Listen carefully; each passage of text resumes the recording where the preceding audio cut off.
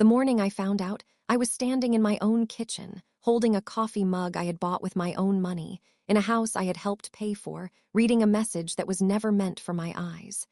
It was from my husband's mother. And it said, word for word, "Don't worry.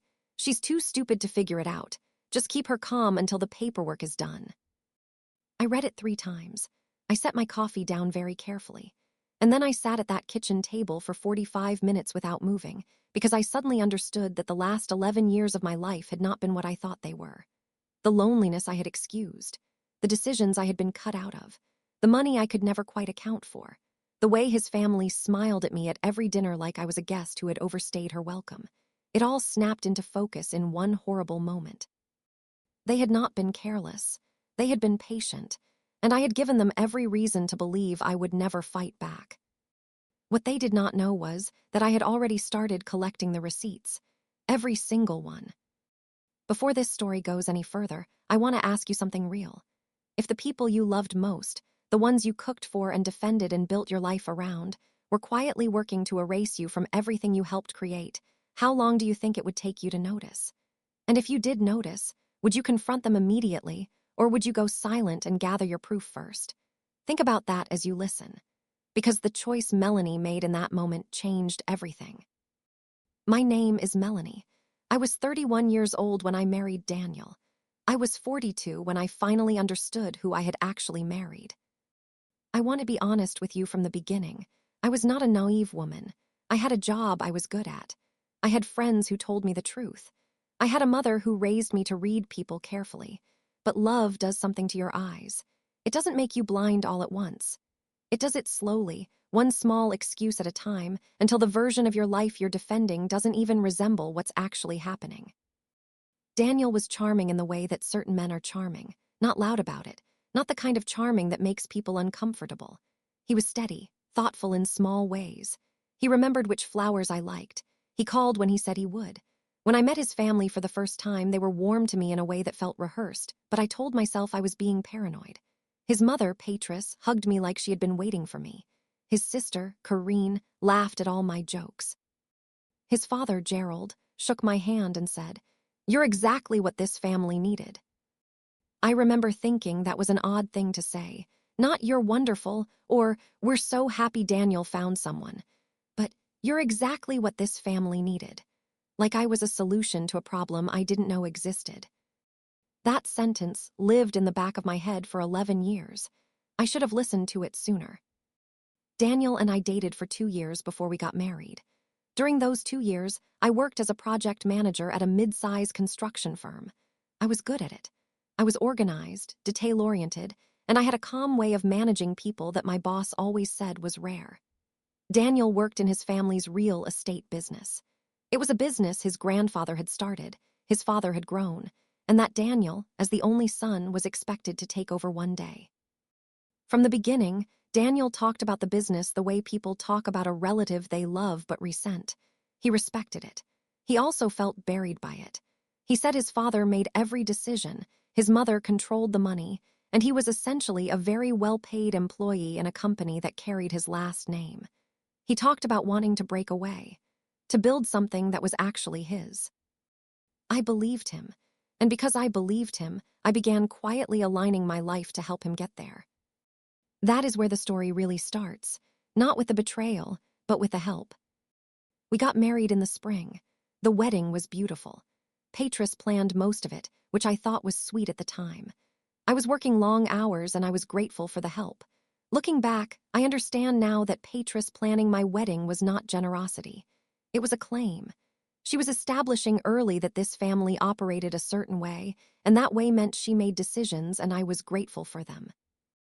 I smiled through all of it. I told myself she was just enthusiastic. I thanked her constantly. She accepted my thanks in a way that told me she expected it. The first year of marriage was good, or good enough. Daniel and I were happy in the private spaces of our life together, but the family was always present. Sunday dinners every week at Patris and Gerald's home. Holidays that felt like business meetings with better food. Decisions about where we lived, which neighborhood, which house, that's home. Ehau always included Patris's opinion, whether I had asked for it or not. I raised it once, gently, about 6 months in. I told Daniel that I sometimes felt like his mother's involvement left no room for us to build our own life. Daniel nodded. He agreed with me. He said he would talk to her. He never did. And when I asked about it a few weeks later, he said he had mentioned it and she had taken it well and I shouldn't worry. I did not push it. I told myself it was early days, that families took time to adjust, that I was probably being too sensitive.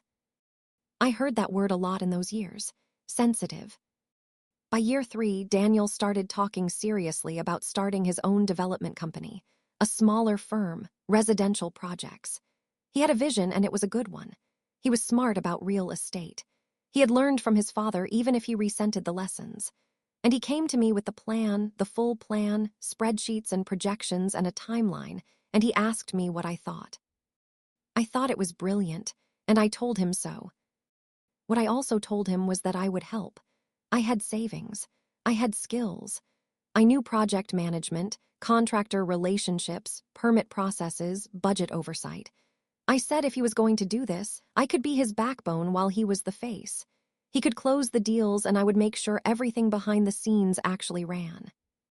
He grabbed both my hands across the kitchen table and said I was the most important person in his life, that he could not do any of this without me, that we were going to build something real together. I believed every word. We named the company together. I helped write the business plan.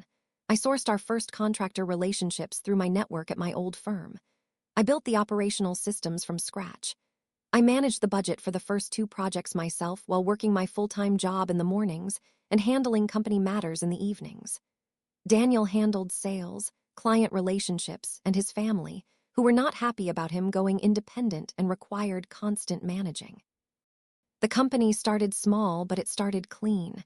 Good margins, solid work, repeat clients. By year 5 of our marriage, we had completed 12 projects and the business was generating real money. And then something shifted, something so gradual I almost didn't feel it. I started being left out of meetings, not obviously. Daniel always had a reason. It was just a quick lunch. It was a family thing, you know how they are. I didn't want to bore you with the legal stuff. The meetings I was left out of were always the ones that involved numbers or lawyers or people whose last name I didn't recognize. The company bank account started requiring only his signature for transactions over a certain amount. He told me it was a new bank policy. I found out later, much later, that he had requested that change himself. His mother started appearing at the office more often. Not my home office, the actual company office we had leased in year 4. Patris would stop by with lunch, with questions, with suggestions. She and Daniel would close the door and talk for an hour, and when I asked what they discussed, Daniel would say, family stuff, or she's just nervous about some liability issues. I noticed these things. I logged them quietly in the part of my mind that keeps score even when you're trying not to. But I told myself I was overthinking it, that I was too sensitive, that Daniel loved me and we were building something together and the trust between us was real.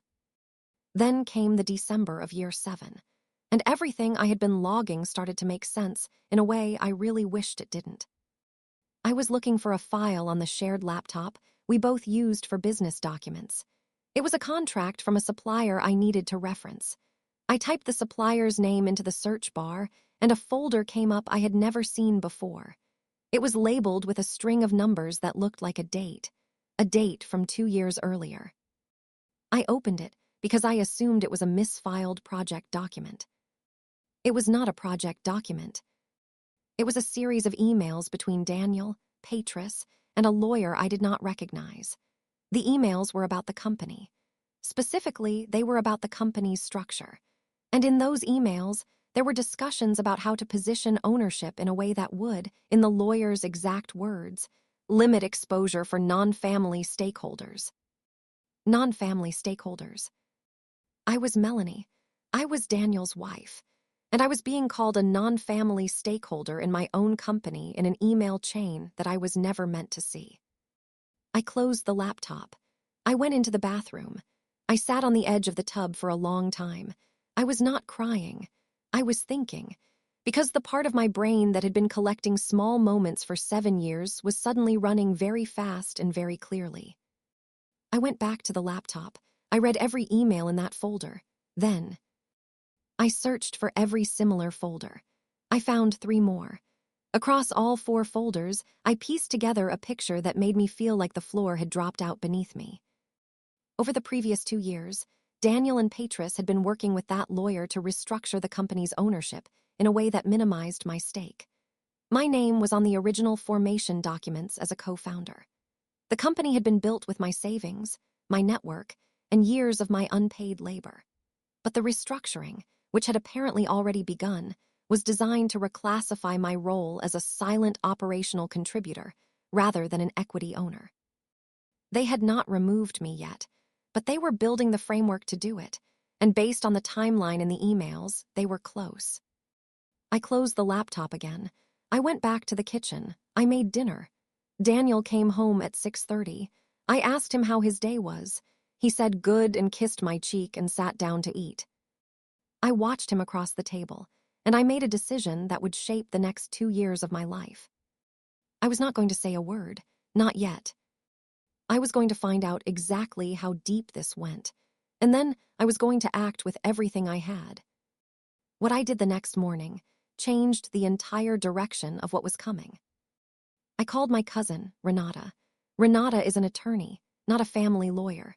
She practices business law, specifically corporate structure and partnership disputes. We had always been close, but I had not talked to her about the business in years because Daniel had once mentioned, very casually, that he didn't love the idea of family members being too close to our professional life. I had respected that. Another thing I should have questioned sooner. I told Renata everything. I read her portions of the emails. I described the restructuring language. She was quiet for a long moment. Then she said, "Melanie, how much of the company's founding capital came from you?" I told her, a substantial portion. Almost 60% of the seed funding had come from my savings and a personal loan I had taken out in my name. She said, "And you're listed as co-founder on the original documents." I said yes. She said, "Then what they're describing in those emails is not a business restructuring.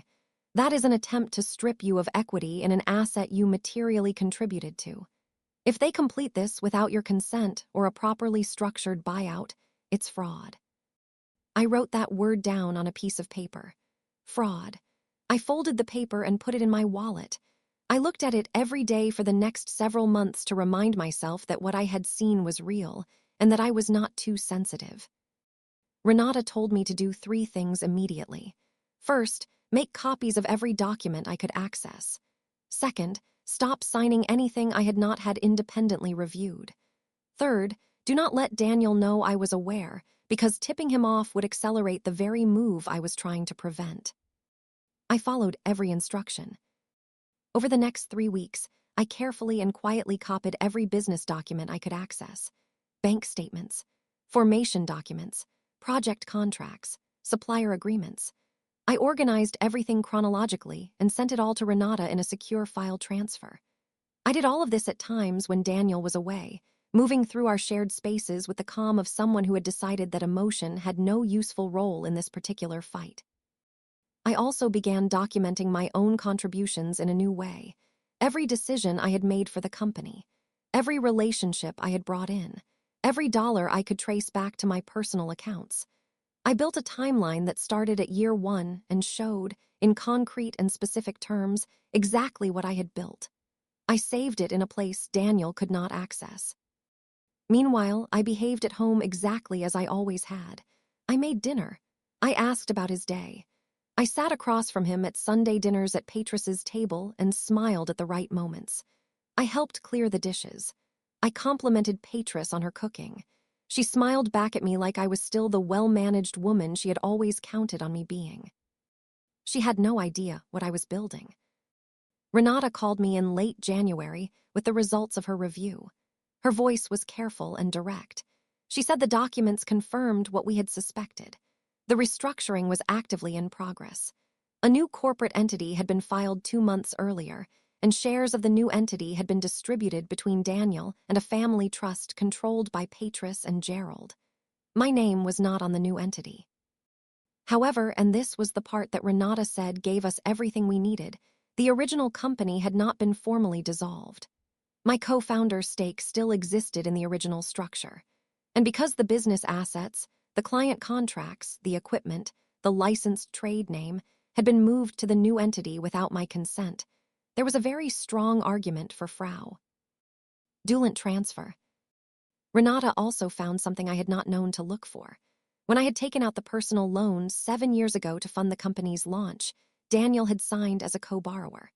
That loan had been fully repaid from company revenue over 4 years, but the legal record of Daniel co-signing that loan was still there. It meant he had personally attested to my role as a co-funding partner. He had put it in writing, in a bank document, at the very beginning. And now that same company was trying to classify me as someone with no equity stake. It was a contradiction that a court would find very interesting. I listened to all of this with my hand flat on the kitchen table, pressing down, keeping myself grounded. I asked Renata what our next move was. She said we had 2 options. The first was to file immediately and launch a legal challenge, which would freeze the restructuring and begin discovery. The second was to wait a little longer and let them finalize the new structure, which would actually make their fraudulent transfer more visible and strengthen our case, but carried the risk that they might create legal complications in the meantime. I asked which she would recommend. She said, honestly, I'd wait 3 more weeks. I want to see if they try to formally dissolve the original entity. If they do, they're going to have to notify you, and when they do, that becomes our opening. I said fine, 3 more weeks. Those were the strangest 3 weeks of my life, because during that time, something else happened, something I had not anticipated, and that cracked open a layer of this story I had not yet fully faced. I got a call from Corinne, Daniel's sister. We had always been friendly in the surface way that in-laws are friendly when the marriage is stable, but Corinne had never called me directly, alone, outside of a family event. So when her name appeared on my phone on a Tuesday afternoon, I felt my pulse jump. She asked if we could meet, just the 2 of us. She said it was important. We met at a cafe near her office the next afternoon. She was already there when I arrived, sitting with her hands wrapped around a mug and an expression on her face that I can only describe as braced. Like she was about to say something she had been holding for a long time. She said, I need to tell you something. And I need you to know that I'm telling you because I think it's wrong, what they're doing, not because of anything else. I said, okay. She told me that she had been in a meeting at her parents' house 3 weeks earlier, a meeting she had not been formally invited to, but had overheard from the hallway. Daniel, Patrice, and Gerald were reviewing the new corporate structure with the lawyer. The lawyer had asked whether the transition would cause issues on the home front. Daniel had said no. He had said that Melanie trusted him completely and would not be looking. Corinne said she stood in that hallway and felt sick. She said there was more. She said that Patrice had been pushing for this move for at least 2 years, that she had never accepted that an outside person, meaning me, had co-founder status in what she considered a family business, that she had convinced Daniel that my contributions, while appreciated, did not warrant the equity stake I technically held. She also said that Daniel, somewhere in the last 2 years, had started believing his mother. She did not know at what point exactly, but she had noticed the change in him. The way he talked about me when I wasn't in the room. The way he had started referring to my role in the company in diminished terms, like I was support staff, like I had been helpful but was not essential. I listened to all of this without changing my face. When she finished, I thanked her. I told her I appreciated her courage in telling me. I did not tell her what I already knew or what I was already doing. I just thanked her, ordered a second coffee, and asked about her kids for 10 minutes like we were 2 normal women having a normal afternoon. But inside, something final had settled. It was not just about the money or the company anymore. It was about 11 years of being underestimated by people who had taken me for exactly what they had decided I was. Something they needed, something manageable, something that would not fight back. I drove home and I called Renata and I said, "I'm ready to move forward." She said, "I was waiting for that call." Renata filed the initial legal notice 2 weeks later. It was not a full lawsuit yet. It was a formal assertion of my equity interest in the original company, a challenge to the asset transfer, and a cease and desist directed at the new corporate entity, prohibiting any further use of assets that had been transferred without my consent. The notice was served to Daniel at the company office, not at our home, at the office, during business hours. I know because Renata told me the time it would be. Delivered, I was at a coffee shop 3 miles away. I ordered a slice of cake I didn't eat and sat with my phone face down on the table. At 2:17 p.m., I turned it over. I had 4 missed calls from Daniel, 1 voicemail. I did not listen to the voicemail right away. I drove home first. I sat in the driveway for a moment. Then I went inside, poured a glass of water, sat at the kitchen table, the same table where I had read Patriss's message and felt the floor fall, and I pressed play. Daniel's voice was not what I expected. I expected anger. I expected the voice he used when he was defensive, that clipped, controlled tone that made everything sound like my fault. Instead, he sounded frightened. His voice was a little too high, a little too fast. He said he didn't understand what was happening. He said there must be a misunderstanding. He said I should have come to him. He said we were a team. We were a team. I deleted the voicemail.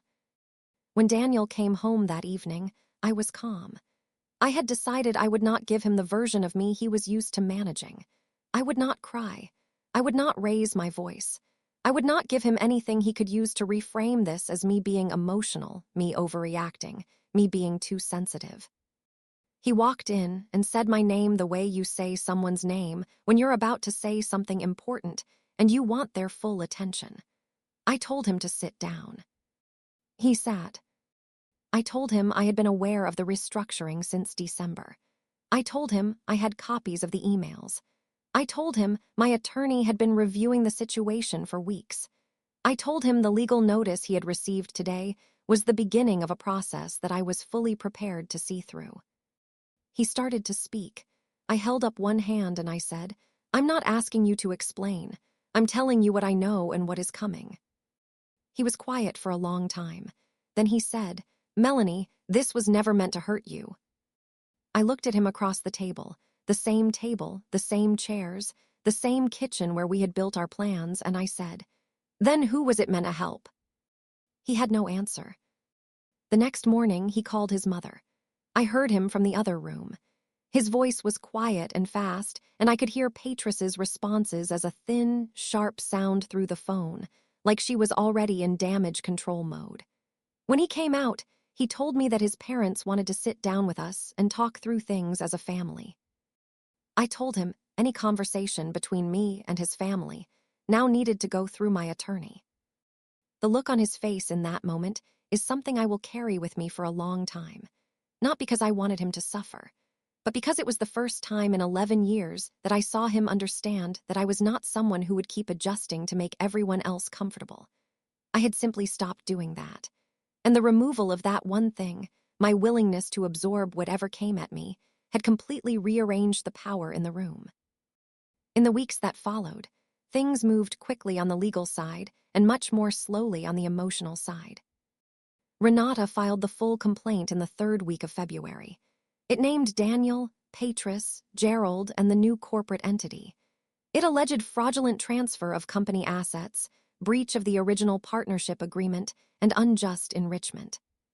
It sought a court order restoring the original asset structure, a formal accounting of all revenues generated by the transferred assets since the transfer date, and damages equal to my estimated equity stake calculated at current company valuation.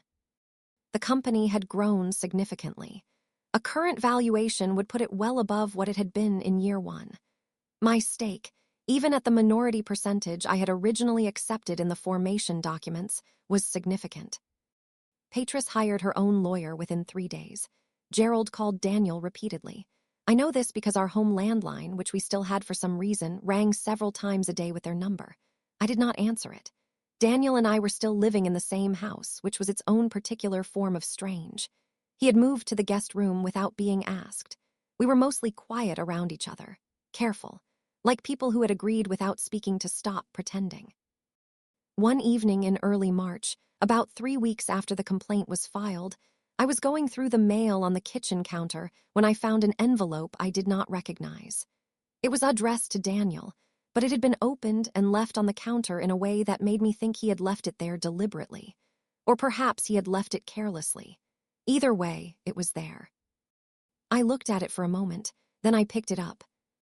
Inside was a letter from a financial institution I did not recognize. It was a statement for an account in Daniel's name alone, a savings account. The balance was substantial, significantly more than any amount he should have had in a personal account given our shared finances and the known distributions from the company. I took a photo of the letter on my phone. I put it back on the counter exactly where I had found it. The next morning, I sent the photo to Renata with one line. "Found this. Is this relevant?" She called me back within the hour.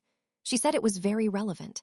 She said it appeared Daniel had been making regular transfers into that account for approximately 3 years. The amounts corresponded with a pattern she had already noticed in the company's financial records, where certain project revenues had been recorded at lower figures than what the client contracts specified. The difference had gone somewhere. Now we had a better idea of where. Renata said this changed the scope of what we were dealing with. She said we needed to add a financial fraud element to the complaint. I told her to do it. I want to be careful here about what I mean when I say all of this was satisfying. I do not mean I was happy. I was not happy. I was grieving something enormous. I was grieving my marriage, my company, 11 years of a life I had built with someone I trusted, and the family I had genuinely tried to belong to. There is no version of this story where I get to the end and say I feel nothing but triumph. The sadness was real, and it was heavy, and it lived in me every day alongside the determination. But there was something clarifying about acting with precision, about replacing confusion with documentation, about taking the quiet fury I had been carrying since that morning in December and converting it into something that had edges and weight and could do actual work in the world. That clarity, that purpose, was the closest thing to solid ground I had. In April, something unexpected happened.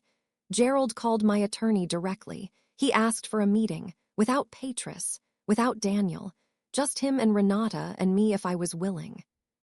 I was willing. We met in Renata's office on a Thursday afternoon. Gerald came alone.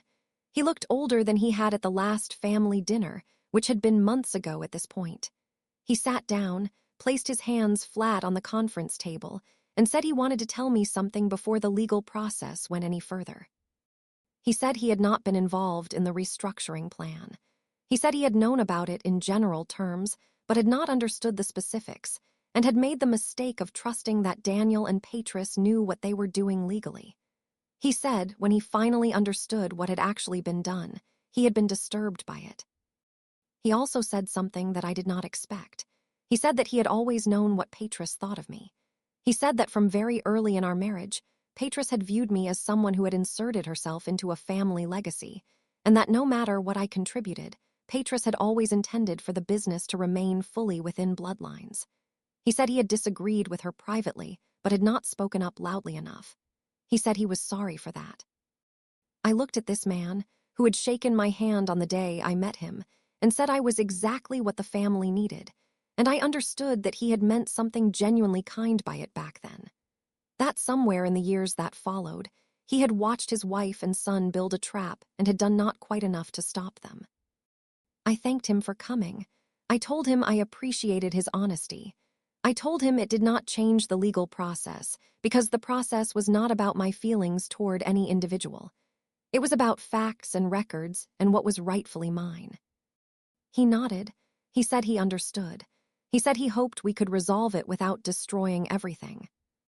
I said I hoped so too, but I also said that what got destroyed had not been destroyed by me. He left. Renata and I sat for a moment in the quiet office. She looked at me and said, "He knows they're going to lose." I said, "I know." The case took several more months to move through its initial stages. There were depositions, document requests, financial audits. Through all of it, I maintained two realities simultaneously. There was the legal reality, which I managed with Renata, which was sharp and detailed and required my full attention. And there was the personal reality, which I managed alone, at night mostly, which was quieter and harder and did not resolve on any legal timeline. Daniel and I had a conversation in May that I have replayed many times since. He came into the kitchen one evening while I was eating alone and sat down across from me. He said he needed me to understand something. He said that the restructuring had not come from hatred. It had come from pressure. His mother had been relentless for years. She had convinced him that eventually I would leave, that people always left, that building something permanent required keeping it in the family. He said he had not wanted to believe her, but at some point he had started to. He said, "I think I convy," and said myself it wasn't that bad, that you had enough, that you'd be okay. I said, "You convinced yourself because it was more convenient than doing the right thing." He didn't argue, he just sat there. I said, "Daniel, you let your mother tell you who I was for 11 years instead of deciding for yourself. Whatever she told you, you chose to believe it.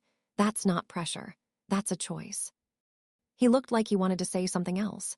Instead he said, "I'm sorry." I said, "I believe you." And I did believe him. Regret was real on his face. But I also said, "I'm sorry doesn't put my name back on what I built." We filed for divorce in June. I had already spoken with a family lawyer in addition to Renata, and we had structured the approach so that the business case and the divorce proceedings could proceed in a coordinated way. The divorce itself was not especially contentious once Daniel understood the weight of the business case. He was no longer fighting to protect something that he knew, legally, he did not have full claim to. The settlement process took until September. I will not give you every number, because numbers are not really the point. But I will tell you this. The final settlement restored my co-founder's stake to its full documented form. It included a buyout of my equity interest in the company, calculated at current valuation, which was significantly higher than the original figures given the company's growth. It included recovery of the traced revenues that had been diverted to Daniel's private account during the years of the restructuring. And it included a full accounting of my original loan contribution with interest. On top of the business settlement, the divorce itself addressed the marital assets, which included the house. We had both contributed to the mortgage. We sold it and split the proceeds. By October, I had a number in my bank account that I had not thought possible a year earlier. I also had something harder to quantify. I had the knowledge, solid and final, that I had not been wrong about what I had contributed. I had not been too sensitive. I had not been paranoid. I had seen clearly for years and had chosen, for reasons that made sense at the time, to keep giving the benefit of the doubt. When I stopped giving it, the entire structure that had been built on my patience collapsed very quickly. Patris never apologized. That is not surprising, and it is not something I dwell on. What I know about Patris is that she spent years believing I was a manageable problem. The version of me she had planned for, the one who trusted too much, the one who would not look closely enough, that version would have been very manageable. The actual version of me was something she had never prepared for. Corrine and I have stayed in touch. She was not part of what happened. She made the choice to tell me the truth when she could have stayed quiet and let it happen. I respect that enormously. It cost her something within her own family. She told me later that Patris did not speak to her for 3 months after the settlement. Corrine said it was the most peaceful 3 months she had experienced in years. I smiled when she told me that. Gerald sent me a card after the settlement finalized. Handwritten. He said he was glad I had fought for what was mine, and he was sorry it had come to that. I kept the card, not because I needed his validation, but because it was a moment of honesty from someone who had mostly chosen comfort over honesty, and I thought that deserved to be acknowledged. Daniel and I do not speak. There is nothing to say that the documents did not already say more clearly. I do not hate him. I understand how someone gets hollowed out by a parent who is determined to rewrite their world. I understand that loving someone and letting them be erased are not mutually exclusive. People do both at once all the time, but understanding does not mean accepting. And accepting was the one thing I had decided. standing in that kitchen in December with Patris's message on the screen that I would never do again. I moved into my own apartment in October. The first night I slept there alone, I lay in the quiet for a long time. Not crying, not relieved, exactly. Just present, just here. Just Melanie in her own space, with her own name on the lease and her own money in the account and her own full, accountable version of the last 11 years. I thought about the woman who had walked into that family dinner for the first time and felt quietly assessed and told herself she was probably just being sensitive. I thought about all the times I had smoothed something over for the sake of keeping the peace. All the times I had thanked Patris for things I should have decided for myself. All the times I had let Daniel's silence on something become my answer. I thought about what it had cost me, not just the money, the time, the mental labor of managing a situation I should have named years. Earlier, the loneliness of knowing something was wrong but not yet having the proof, or the permission I thought I needed to act on it. And then I thought about what it had given me, because there is something on the other side of this kind of experience, when you survive it with your integrity intact, when you fight cleanly and win on evidence and patience and every skill you have quietly been building your whole life. There is a version of yourself that comes out of it that is harder to fool. Not harder to love, not harder to trust, not closed off, just harder to fool. And in a world that has a lot of people in it who are very comfortable with comfortable women who don't look too closely, harder to fool is a very good thing to be. I started a new job in November, project management, but for myself this time. I registered a small consulting firm under my own name. The first clients came from my old network, people who had worked with me over the years and knew what I was capable of. Within 4 months, I had more work than I could take alone. I hired an assistant. I started being selective. I am not telling you this to make the ending sound like a movie. I am telling you this because the ending is actually just a beginning. And it does not feel like justice in the way that word sounds in a movie. It feels quieter than that. It feels like standing on ground that you know is solid because you checked it yourself. The last thing I want to tell you is about a morning in late November. I was sitting at a small desk in my apartment, the one I had placed by the window because I wanted to see the street when I worked. I was reviewing a contract for a new client. My phone was on the desk and I had a coffee next to it, and outside the window the city was just starting to move. My phone lit up. It was a message from a number I did not have saved. When I opened it, I recognized the tone immediately. It was from Patris.